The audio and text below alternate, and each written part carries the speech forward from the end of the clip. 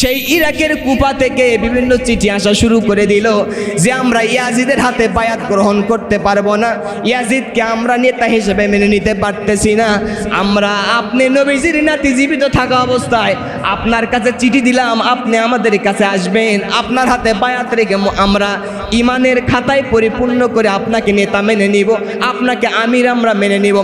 অনেকগুলো চিঠি আসলো হযরতে হুসাইন রাদিয়াল্লাহু তাআলা আনহুর কাছে। এইরকম একটা চিঠি আসলো, হে নবীজির নাতি হুসাইন, আপনাকে আমরা চিঠি দিলাম। এই চিঠি দেওয়ার উদ্দেশ্য হলো আপনার হাতে আমরা বায়াত হব। আপনি যদি আমাদের চিঠির উত্তর যদি না দেন, কিয়ামতের ময়দানে আল্লাহ যদি আমাদেরকে ধরাশায়ী পাকড়াই করে ফেলে, আমরা সেই দিন জবাব দেব। নবীজির নাতি হযরতে হুসাইনের কাছে চিঠি দিয়েছিলাম বায়াত গ্রহণ করবার জন্য।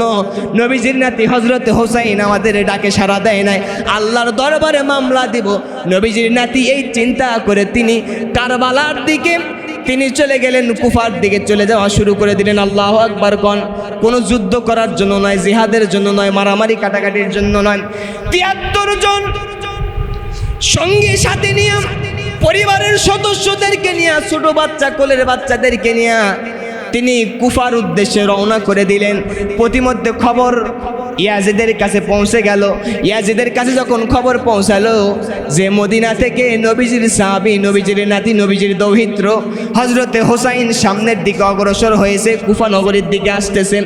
মাঝখানে কারবালা নামক জায়গার কাছে ইয়াজিদ ডাকতে জানা দিল, ব্যারিকেড দিয়ে দেওয়া হলো।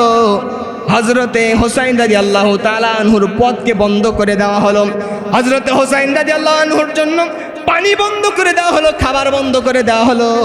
আমাদের দেশে শুধু নয়, গোটা বিশ্বে লক্ষ্য করে দেখেন মুসলমান যারা মুসলমানদের পানি দিয়ে মারে, খাদ্যের অভাবে মারতে চায়, তারা মুসলমানের সৎ বন্ধু নয়, এরা হলো মুসলমানদের জন্য টাটকা শত্রু। কথা কোন ঠিক কিনা?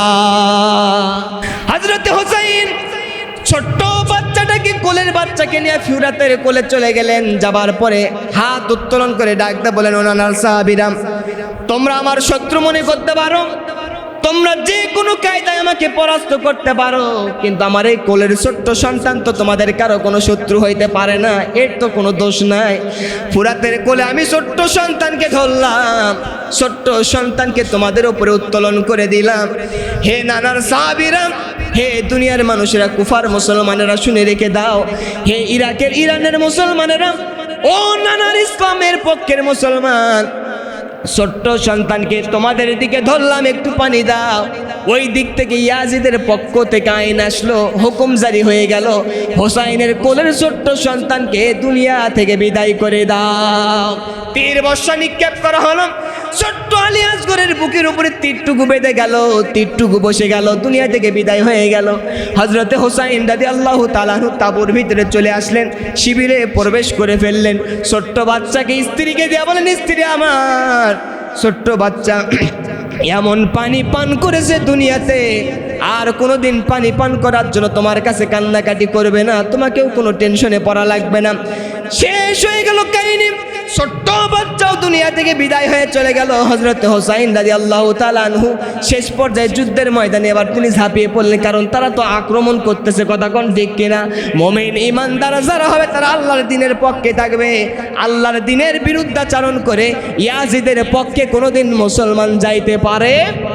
হযরতে হুসাইন যুদ্ধের ময়দানে চলে গেলেন। যাবার পরে ইয়াজিদের ঘোড়াগুলো ঘুরতেছে, সেনা সৈন্য সামন্ত ঘুরতেছে, হাজার হাজার শত্রু বাহিনী চতুর্দিকে ঘেরাও করতেছে। হযরতে হুসাইনের উপরে আঘাত করা হলো, তীর বর্ষা নিক্ষেপ করা হলো। হযরতে হুসাইন অনেকগুলো কাফের বেদ্দিন ইসলামের শত্রুগুলোকে জাহান্নামে পাঠিয়ে দিলেন। জান্নাতের যুবকদের সর্দার হযরতে হুসাইন রাদিয়াল্লাহু তাআলা আনহুকে চতুর্দিক থেকে যখন তীর বর্ষা নিক্ষেপ করা হলো, এক পর্যায়ে দুনিয়া থেকে বিদায় করে দেওয়ার জন্য জমিনে পড়ে গেলেন। পড়ে যাবার পরে হযরতে হুসাইন জান্নাতের যুবকদের সর্দার কল্লা থেকে মাথাটুকু আলাদা করবে, যিনি আমাদেরকে সুপারিশ করে যার মাধ্যমে আমরা জান্নাতে প্রবেশ করব, সেই নবীজির নাতির গলার ওপরে ছুরি চালায়। ইসলামের পথ সোজা পথ নয়, ইসলামের পথ শুধু কোরমা পোলাও গরুর গোশত খাওয়ার পথ নয়, ইসলামের পথ ভুঁড়ি টিকানোর পথ নয়, ইসলামের পথ শুধু সুন্দরভাবে চলবেন সেই পথ নয়, ইসলামের পথ কোরআন সুন্নাহর পথ। প্রয়োজনে হযরত হুসাইনের মতো স্বৈরাচার জালিমদের কাছে আপনার এই ইসলামের জন্য ফাঁসি রশিতে ঝোলা লাগবে। কথা কোন ঠিক কিনা? আমরা উপস্থিত হয়েছি মুহররম মাসের আজকে কয় তারিখ? কথা বলেন, কয় তারিখ? 10 তারিখ। আমরা মুহররম, পাশাপাশি এই দিনে যে একটা মুসলিম উম্মার জন্য হৃদয় বিদারক একটা ঘটনা ঘটেছিল হিজরি 61 সনের দিকে, সেখান থেকে আমরা কিছু আলোচনা শুনবো ইনশা। কথা বলেন ইনশা আল্লাহ। সনদ উপস্থিতি, ইসলামের ভিতরে খলিফা প্রধান ছিল কয়টি? কথা বলেন, জানা লাগবে বিষয়গুলো। ইসলামের ভিতরে প্রধান খলিফা কয়টি? সবাই কি রসুলের সাহাবী না? কথা বলেন, সাহাবী কি না? 4 জন প্রধান খলিফার ভিতর থেকে 4 জন খলিফার ভিতরে নবীজির সঙ্গে সম্পর্ক হলো 2টি। কয়টি? কথা বলেন, 2টি। 1 নম্বরে হলো পয়লা 2 জন খলিফা হযরতে আবু বকর ও হযরতে ওমর রাদিয়াল্লাহু তাআলা আনহু। এই 2 জন হচ্ছেন নবীজির আপন শ্বশুর। সুবহানাল্লাহ কয় না? শেষের 2 জন হলো নবীজির আপন জামাতা। আল্লাহু আকবার কোন? একজন সাহাবী হযরতে ওসমান রাদিয়াল্লাহু তাআলা আনহু, তিনি নবীজির 2 জন মেয়েকে বিবাহ করেছিলেন। আল্লাহু আকবার কোন? এই জন্যই তো তাকে বলা হয় 2টা নূরের অধিকারী। সুবহানাল্লাহ বলবেন না? তাহলে ইসলামের প্রধান খলিফা কয়টি? 1 নম্বরে হযরতে আবু বকর, দ্বিতীয় হযরতে ওমর, তৃতীয় হযরতে ওসমান রাদিয়াল্লাহু তাআলা আনহু, চতুর্থ হলো হযরতে আলী রাদিয়াল্লাহু তাআলা আনহু। আল্লাহু আকবার কোন? এই 4 জন খলিফার ভিতরে সম্পর্ক 2টা। 2 জন হচ্ছে নবীজির শ্বশুর, আর শেষের 2 জন হচ্ছে নবীজির আপন জামাই। সুবহানাল্লাহ কোন? 4 জন খলিফা নবীজির ইন্তেকালের পর, ওফাতের পরে খেলাফতের তারা দায়িত্ব গ্রহণ করলেন। ইতিহাসের ভিতরে পাওয়া যায় হযরতে আবু বকর রাদিয়াল্লাহু তাআলা আনহু খেলাফতের মসনদে ছিলেন 2 বছর 3 মাস 10 দিন। আল্লাহু আকবার কোন? হযরতে ওমর রাদিয়াল্লাহু তাআলা আনহু খেলাফতের মসনদ থেকে কোরআন সুন্নাহর ভিত্তিতে শাসন করেছিলেন 10 বছর 6 মাস 28 দিন। সুবহানাল্লাহ বলবেন না? হযরতে ওসমান রাদিয়াল্লাহু তাআলা আনহু, তিনি খেলাফতের মসনদ থেকে কোরআন সুন্নাহর ভিত্তিতে শাসন করেছিলেন 11 বছর 11 মাস 28 দিন।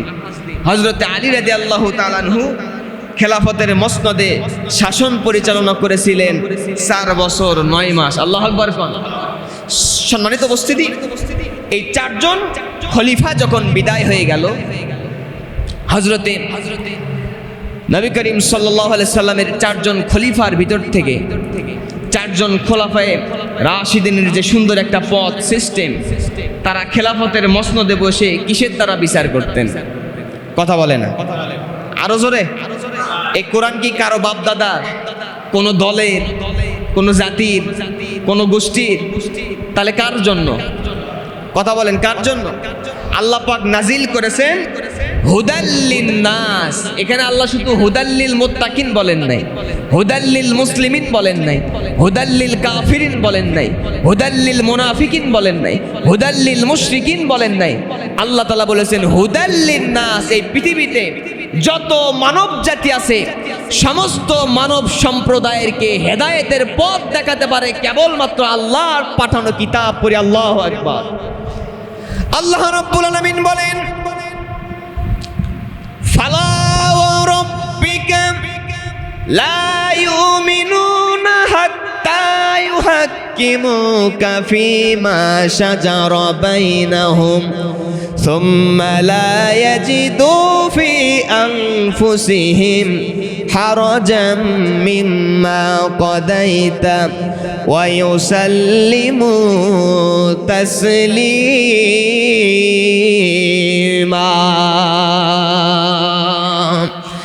আল্লাহ রাব্বুল আলামিন বলেন, হে নবীজি, আপনার রবের কসম, আপনার রবের শপথ, ওই ব্যক্তিরা ততক্ষণ পর্যন্ত মুমিন হতে পারবে না, ঈমানদার হইতে পারবে না, খাঁটি মুত্তাকি হইতে পারবে না, যতক্ষণ পর্যন্ত ওই বান্দা বান্দি আপনি নবীজিকে বিচারক হিসাবে না মানবে।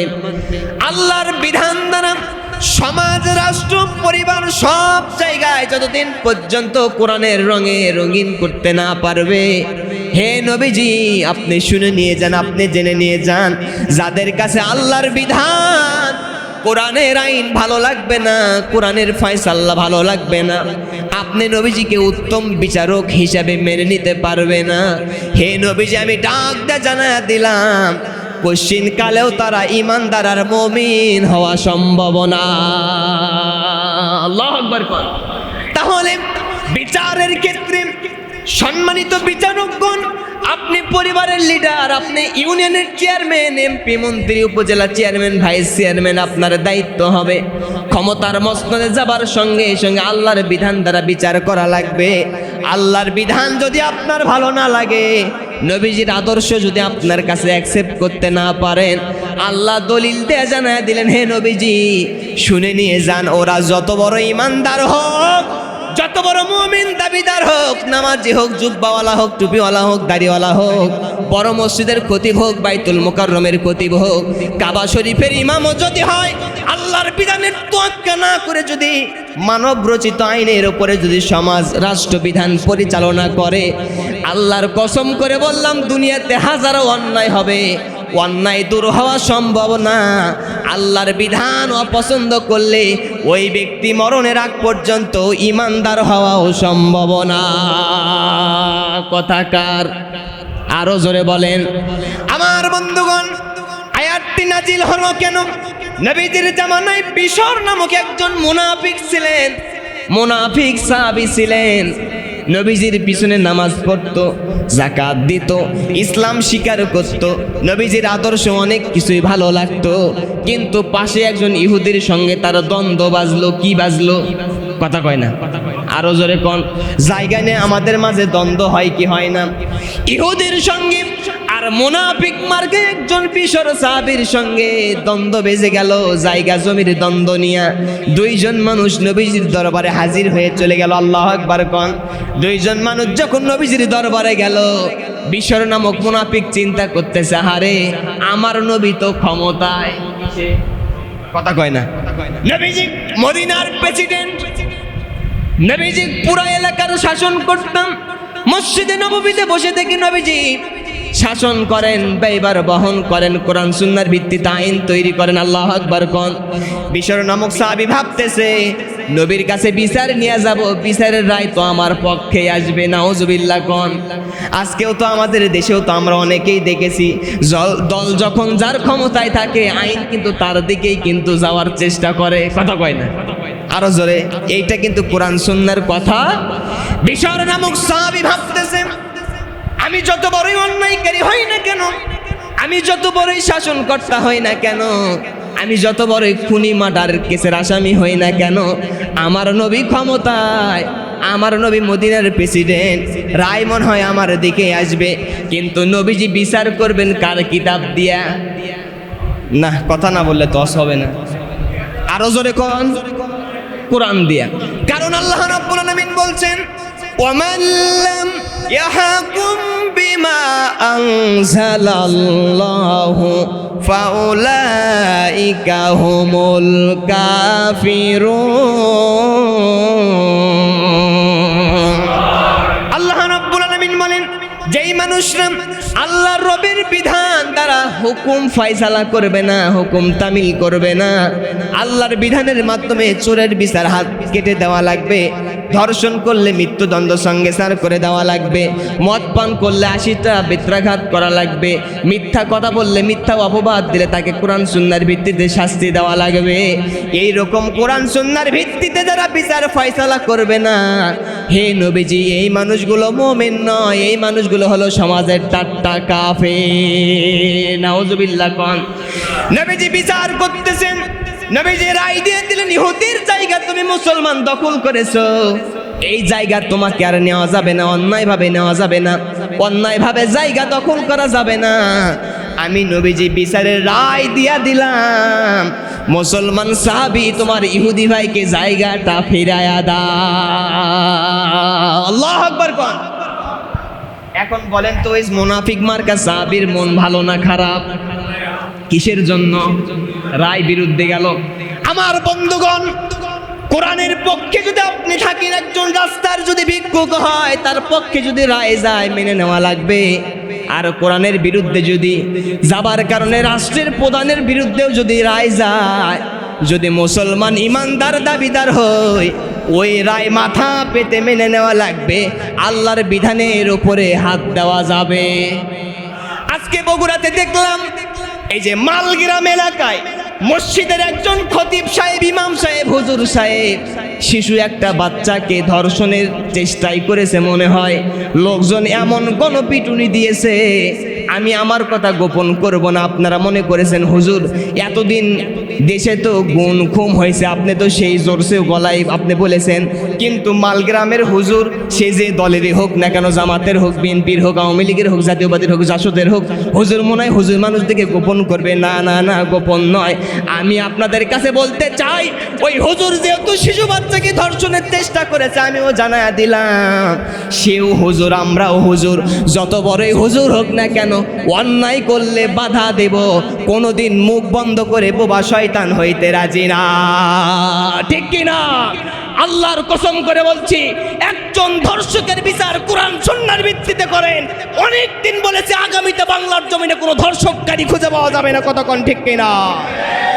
চোরের বিচার করে দেখেন, ধর্ষণের বিচার করে দেখেন, ফাঁসির রশিতে ঝোলান, প্রিন্ট মিডিয়ায় জানান, প্রত্যেকটা ধর্ষণকারীর হৃদয়ের ভিতরে কম্পন তৈরি হবে।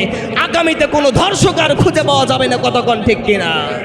কিন্তু আমরা সব জায়গায় ব্যর্থ হচ্ছি, কারণ একটাই, আল্লাহর বিধান আমরা বাস্তবায়ন করতেছি, আল্লাহর বিধান বাস্তবায়ন করতেছি না। মুনাফিক মার্কা সাহাবীর মন খারাপ, রায় আমার বিরুদ্ধে চলে গেছে। ওরে বাবা, এখন হবে কি? এখন কি করা যায়? মুনাফিক মার্কা সাহাবী মন খারাপ, রায়টুকুনে বাহির হয়ে চলে আসতেছে। এখন মুনাফিক মার্কা সাহাবী যিনি ছিলেন তার নাম হলো বিশর, আর ইহুদি বের হয়ে যখন চলে আসতেছে, মন বেজার, দুইজনের ভিতরে এখন কথোপকথন হচ্ছে। ভাই ইহুদি ভাই, তুমি তো আমার প্রতিবেশী, কিন্তু আরেকটা বিচার মনে হয় করলে ভালো হয়, চলো তো দেখি। আইনের ওপরে ভালো জানাশোনা আছে। তার নাম হলো নবীজির একজন সাহাবী, তার নাম হলো হযরত উমর রাদিয়াল্লাহু তাআলা আনহু। আল্লাহু আকবার কোন। কারণ হযরত উমর তো এমন সাহাবী, যে রাস্তা দিয়ে একবার যাইতেন শয়তান 40 দিন পর্যন্ত ওই রাস্তা দিয়ে যাইতেন। আল্লাহু আকবার কোন। চলো তো তার কাছে যাওয়া যায়। ইহুদি বলতেছে, ভাই বিশর ভাই, এই বিচার তো একবার নবীজি করেছে, নবীজির উপরে কি কারো কোনো হাত আছে? তারপরেও মুনাফিক মার্কা তো বলতেছে, না চলেন যাওয়া যাক, কি হোক। বলেন তো, আমার দেশে বড় একটা কোর্ট আছে যার উপরে কোনো আর বিচার নাই, সেই কোর্টের নাম কি? কথা বলেন। Supreme court. কি কোর্ট? সুপ্রিম কোর্ট থেকে যদি কোনো রায় হয় যে জালসুগা মসজিদের খতিব সাহেবের ফাঁসি হবে, মৃত্যুদণ্ড, যাবজ্জীবন কারাগার, তাহলে এরপরে কি আর বাঁচার কোনো উপায় আছে? করেন, এই মামলা কি আর ডিসমিস করা যাবে? হবে না। নবীজি হলেন সুপ্রিম কোর্ট, আর হলো হযরতে উমর হলেন ম্যাজিস্ট্রেট কোর্ট। কথা কয় না? ঠিক কি না? সুপ্রিম কোর্ট থেকে রায় হয়েছে, জায়গা ফেরত দেওয়া লাগবে। এখন মুনাফিক মার্কা সাহাবী ম্যাজিস্ট্রেট কোর্টে যাইতে চায় হযরত উমরের কাছে। আল্লাহু আকবার বলবেন না?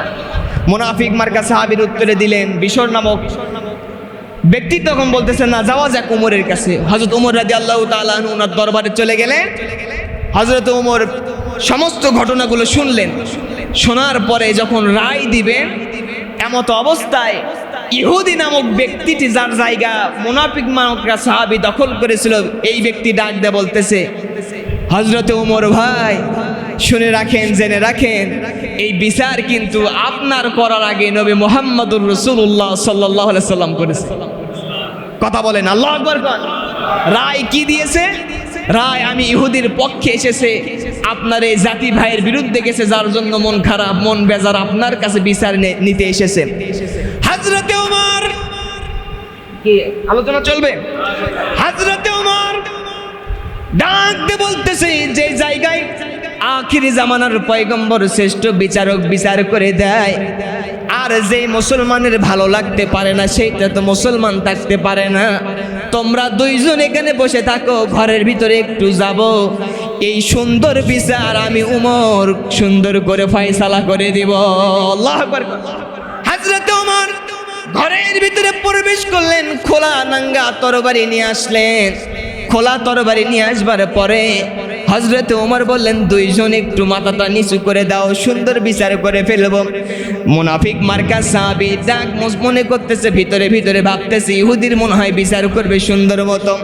হযরত ওমর খোলা নাঙ্গা তরবারি নিয়ে, হযরত ওমর খোলা তরবারি উত্তোলন করে মুনাফিক মার্কা সাহাবী বিশরের কল্লার উপরে এমন আঘাত করেছে, শরীর থেকে বডি থেকে কল্লা আলাদা হয়ে গেছে। মদিনায় খবর পৌঁছে গেল যে হযরত ওমর একজন মুসলমান মুমিন ইমানদারকে হত্যা করেছে, খুনিত হয়ে গেছে। কেমন কাজ করলো হযরত ওমর, এটা তো ঠিক কাজ করে নাই। নবীজির দরবারে ঘটনাটুকু পৌঁছে গেল। নবীজি বিব্রত বোধ করতেছিলেন, গোটা মদিনায় শোরগোল পড়ে গেল। আপনি এখন ধরে নেন আমি হুজুর যদি আমার কোনো মুসল্লিকে যদি অন্যায়ভাবে হত্যা করি কিংবা একটা ঘুষি মারি, এলাকার ভিতরে কিন্তু হইচই শুরু হবে। কই কেনকা হুজুরে মুসল্লি মারে, কথা কয় না। হযরত ওমর একজন মুসলমান হত্যা করেছে, মুমিন হত্যা করেছে। মদিনার ভিতরে আলোচনা পৌঁছে গেল, চতুর্দিকে সমালোচনার ঝড় উঠলো। বলেন তো এই ঘটনা ওপর থেকে দেখতেছেন যিনি, তিনি কে? আরো জোরে বলেন তিনি কে?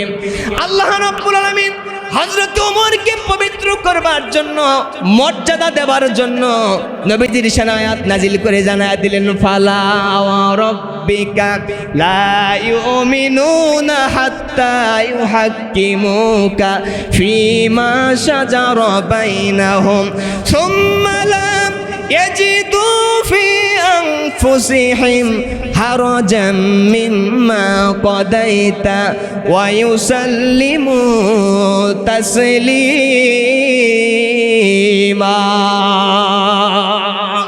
আয়াত নাজিল হলো, নবীজি টেনশন করা লাগবে না, চিন্তা করা লাগবে না, ভয় পাওয়া যাবে না। হযরত ওমর আপনার সাহাবী, আপনার প্রিয় সাহাবী, কোন মুমিন মুসলমান ইমানদারকে হত্যা করে নাই। ওই মুনাফিক মার্কা সাহাবী আপনার আইন মেনে না নেওয়ার কারণে, ফয়সালা মেনে না নেওয়ার কারণে সে আর ইমানদার নাই, মুনাফিক হয়ে গেছে, কাফের হয়ে গেছে। আপনার বিধানকে অমান্য করেছে, ওভারটেক করেছে।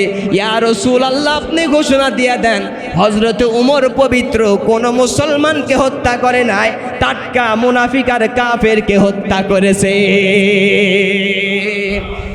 ইতিহাস কোথায় যাবে? কিসের জন্য ঘটনা শোনালাম? আল্লাহর বিধান, বিধান অনুযায়ী জমিনে ফয়সালা করা লাগবে।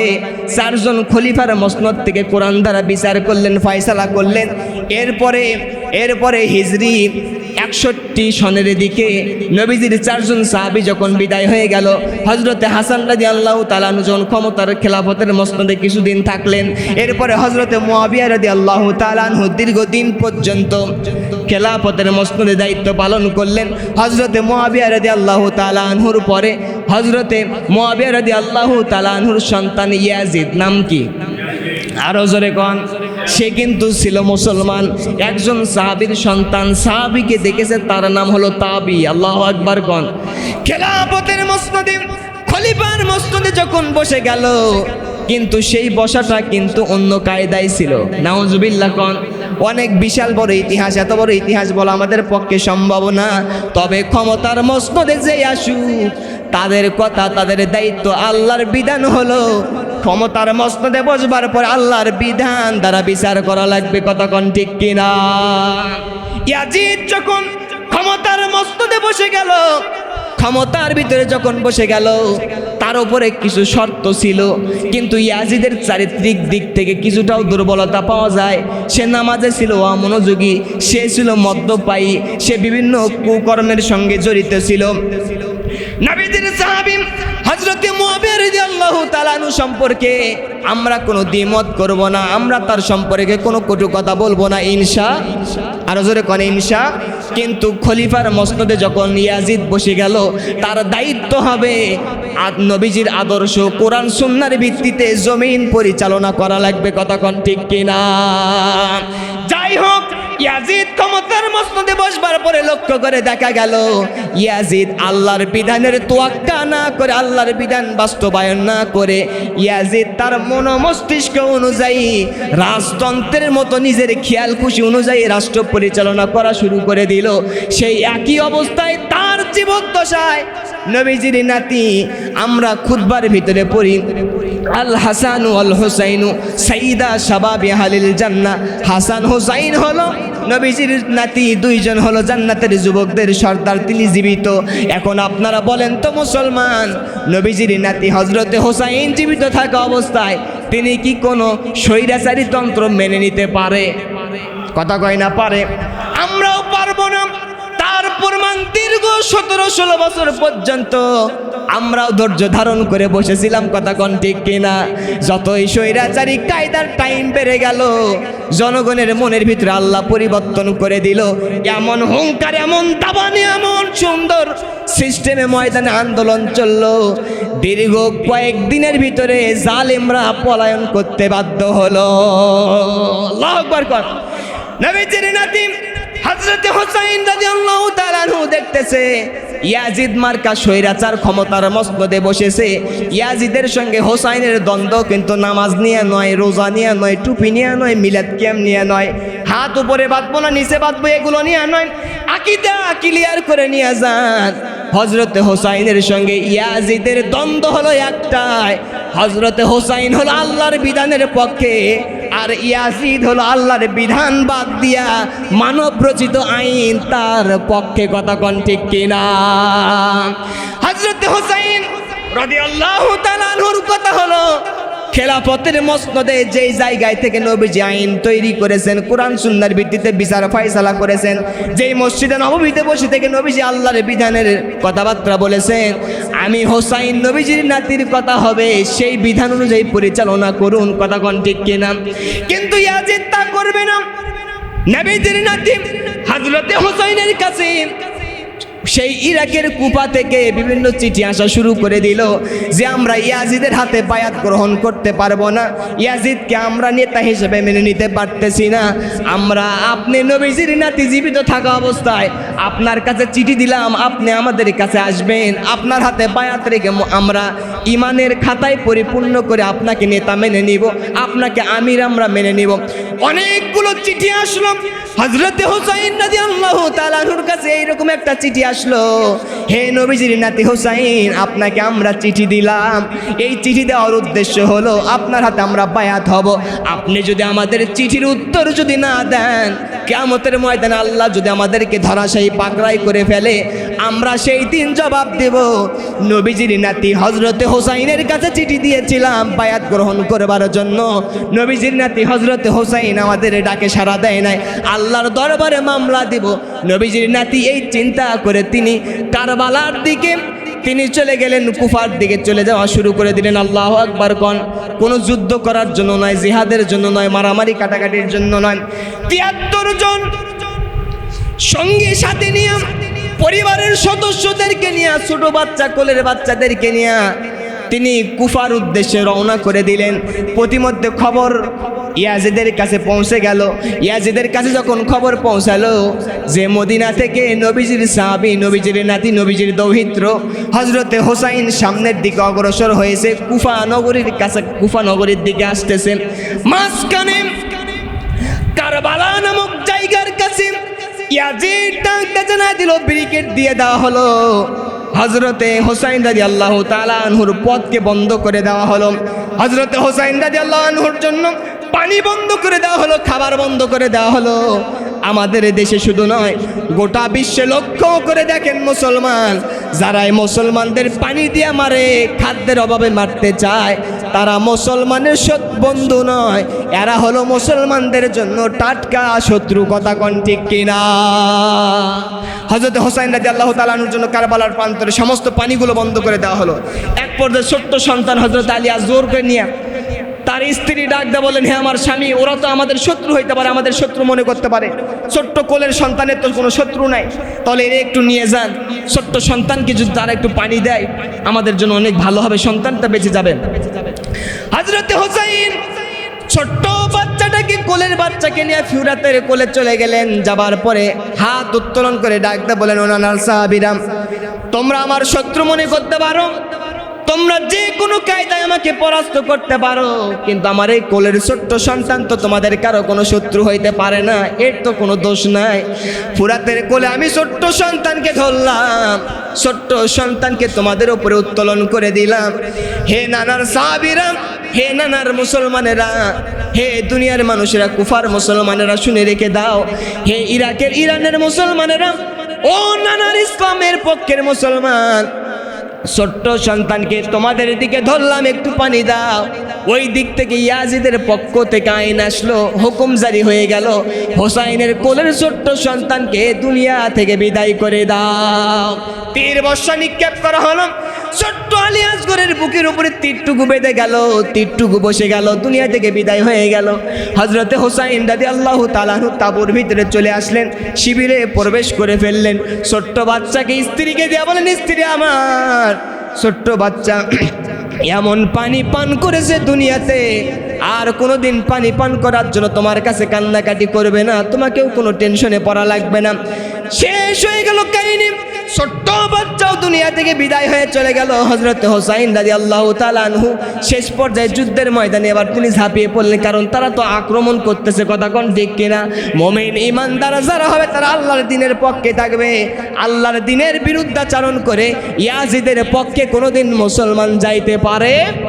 হযরত হোসাইন যুদ্ধের ময়দানে চলে গেলেন, যাবার পরে ইয়াজিদের ঘোড়াগুলো ঘুরতেছে, সেনা সৈন্য সামন্ত ঘুরতেছে, হাজার হাজার শত্রু বাহিনী চতুর্দিকে ঘেরাও করতেছে। হযরত হোসাইনের উপরে আঘাত করা হলো, তীর বর্ষা নিক্ষেপ করা হলো। হযরত হোসাইন অনেকগুলো কাফের বেদ্দিন ইসলামের শত্রুগুলোকে জাহান্নামে পাঠিয়ে দিলেন। জান্নাতের যুবকদের সর্দার হযরত হোসাইন রাদিয়াল্লাহু তাআলা আনহুকে চতুর্দিক থেকে যখন তীর বর্ষা নিক্ষেপ করা হলো, এক পর্যায়ে দুনিয়া থেকে বিদায় করে দেওয়ার জন্য জমিনে পড়ে গেলেন। পড়ে যাবার পরে হযরত হোসাইন জান্নাতের যুবকদের সর্দার কল্লা থেকে মাথাটুকু আলাদা করবে, যিনি আমাদেরকে সুপারিশ করে যার মাধ্যমে আমরা জান্নাতে প্রবেশ করব, সেই নবীজির নাতির গলার ওপরে ছুরি চালায়। ইসলামের পথ সোজা পথ নয়, ইসলামের পথ শুধু কোরমা পোলাও গরুর গোস্ত খাওয়ার পথ নয়, ইসলামের পথ ভুঁড়ি টিকানোর পথ নয়, ইসলামের পথ শুধু সুন্দরভাবে চলবেন সেই পথ নয়, ইসলামের পথ কোরআন সুন্নাহর পথ। প্রয়োজনে হযরত হোসাইনের মতো স্বৈরাচার জালিমদের কাছে আপনার ইসলামের জন্য ফাঁসি রশিতে ঝোলা লাগবে, কথা কোন ঠিক কিনা? লক্ষ্য করে দেখেন আমার দেশে আমরা ইসলাম নিয়ে আজকে কত দল বেদলে ভাগ হয়ে গেছি, কথা কোন ঠিক কিনা? মুসলমানদের এবং এই জমিনে আল্লাহর দ্বীন, খেলাফত, ইসলামী হুকুমত প্রতিষ্ঠার একমাত্র বাধা হলো মুসলমান আলেম ওলামা ইসলামপন্থীরা আমাদের দেশে এক পন্থায় নাই, কথা কোন ঠিক কিনা? আমরা সবাই যদি কাঁধে কাঁধ মিলে, দল যার যার যে কোনো দলের মতের হইতে পারে, কিন্তু আল্লাহর কুরআন তো সবার, কথা কোন ঠিক কিনা? এই মতের পক্ষে যদি আমরা থাকতে পারতাম, হযরত হোসাইন রাদিয়াল্লাহু তাআলা আনহু তিনি বায়াত দেওয়ার জন্য যে যাচ্ছিলেন, যে কুফার মানুষরা আমার কাছে বায়াত গ্রহণ করবে, আল্লাহর বিধান দ্বারা রাষ্ট্র পরিচালনা হবে, কোরআন সুন্নাহর ভিত্তিতে সব কিছু চলবে, এইটা করবার জন্যই কিন্তু ইয়াজিদ বাহিনী খেপে গিয়েছিল, কথা কোন ঠিক কিনা? আজকেও আমরা লক্ষ্য করে দেখেন বিগত সময়ে স্বৈরাচারদের কাছে যেই সকল হক্কানি ওলামায়ে কেরাম ফাঁসির রশিতে ঝুলেছে, একটাই মাত্র কারণ, তারা দ্বীন ইসলাম পালনের পাশাপাশি চেয়েছেন জমিন যার, আইন চলবে চার, কথা কোন ঠিক কিনা? আল্লামা সাঈদীকে হত্যা করা হয়েছে একটাই কারণ, তার ওয়াজ তার বিরোধী দলের লোকেরাও শোনে, মজা পায়, চোখের পানি ঝরায়, এতে তার কোনো কিন্তু সমস্যা ছিল না। তিনি যখনই বলেছেন জমিন যার, আইন চলবে চার, বাংলাদেশের রান্নাঘর থেকে পার্লামেন্ট পর্যন্ত আল্লাহর বিধানের সমাজ কায়েম করতে চায়, এই কথা বলবার পরে এই জালেমরা খেপে গিয়েছিল। ভারতের প্রেসক্রিপশনে আল্লামা সাঈদীকে অন্যায়ভাবে ইনজেকশন পুশ করে বিদায় করা হয়েছে, কতক্ষণ ঠিক কিনা?